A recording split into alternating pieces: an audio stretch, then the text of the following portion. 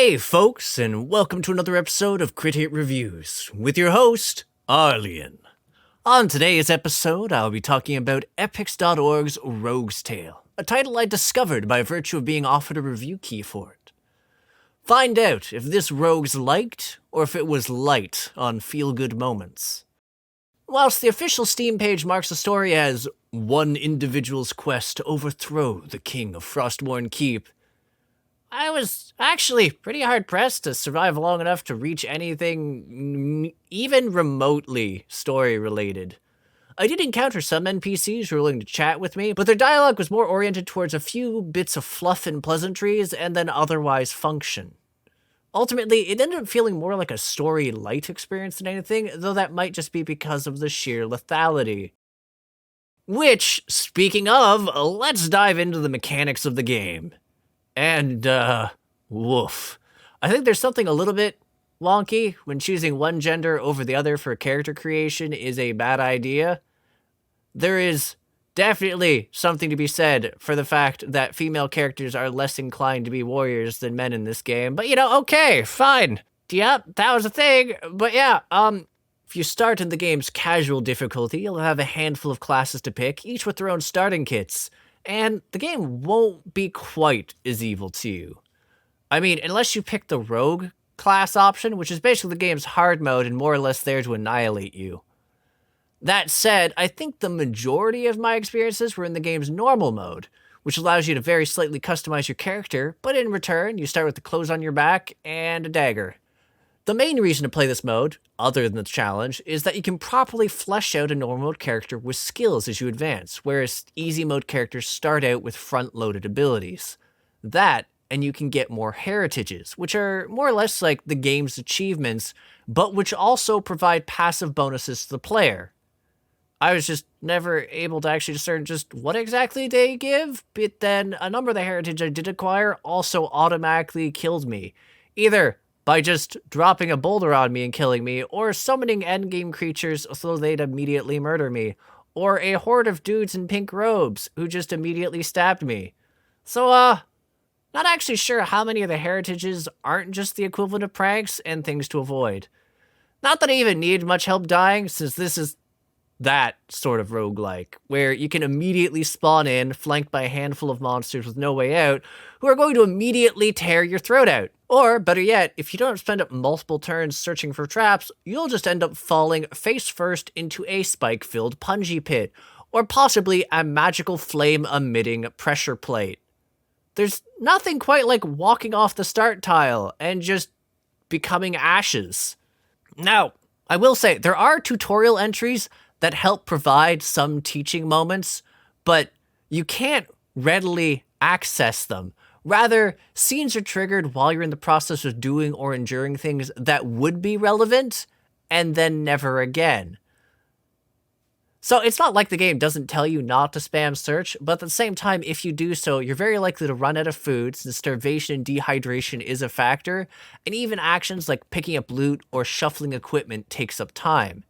Healing is also a bit of a wonky factor, as you can naturally recover while fully sated, but it's a random chance as you click yourself and can have sometimes some horrible chances of actually going off.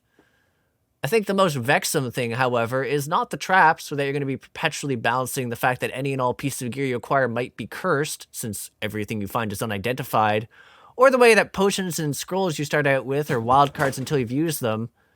No, the part that galled me was the fact that you acquire talent points, basically skill points, when playing normal or rogue mode, which you can only spend at certain designated points to level up certain kinds of skills, which ends up resulting in you being able to go fairly large lengths of time without finding trainers for the skills you need. Trying to become a fighter when you only get mage training spots or a mage in the inverse situation is a complete nuisance. And it's not like going to town is a guaranteed solution. Sure, you can potentially rest there if you scrape together the gold, but actually acquiring enough riches to do anything can be a pain in normal mode since you can't sell unidentified items, and the game can sometimes be incredibly skimpy on providing you any funds to rectify the situation. If it even lets you get to town, since to do so generally requires that you reach the bottom floor of whatever dungeon you're in, and you start in one, and fully explore its bottom floor. And I've started in dungeons that have continued to spiral ever deeper despite being 7 floors in from my first dungeon, whereas the other games are kind of providing me with a dungeon that are 1 or 2 floors at best, but had nothing to sell and no gold in them.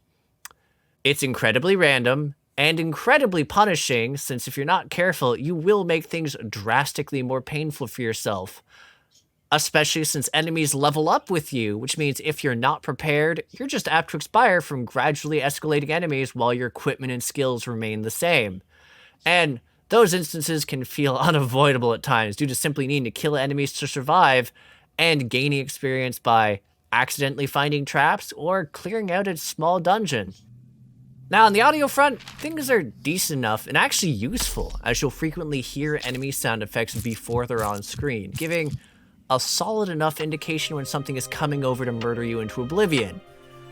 Which was about the most notable aspect of it for me, given that while there is some sparse music tracks, the actual dungeoneering experience mostly provides ambient cave noises to listen to.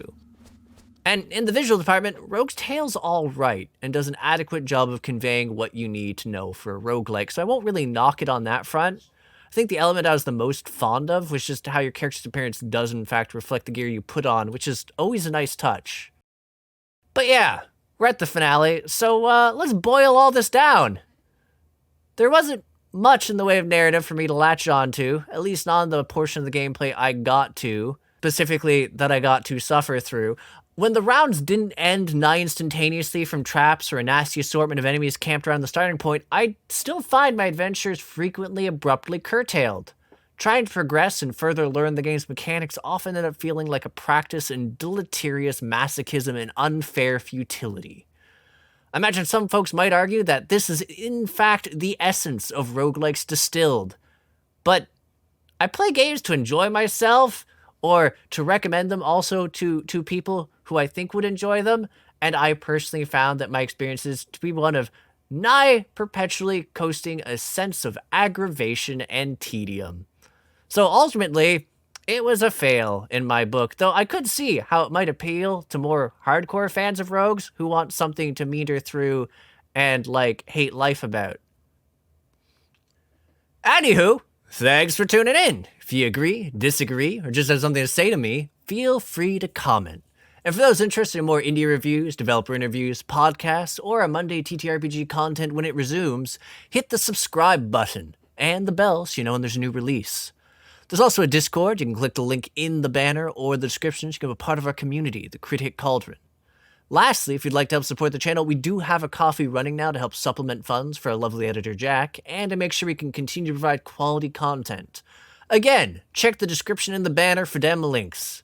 Anywho, I'll catch you on the next episode of Crit Hit. Take care till then, folks.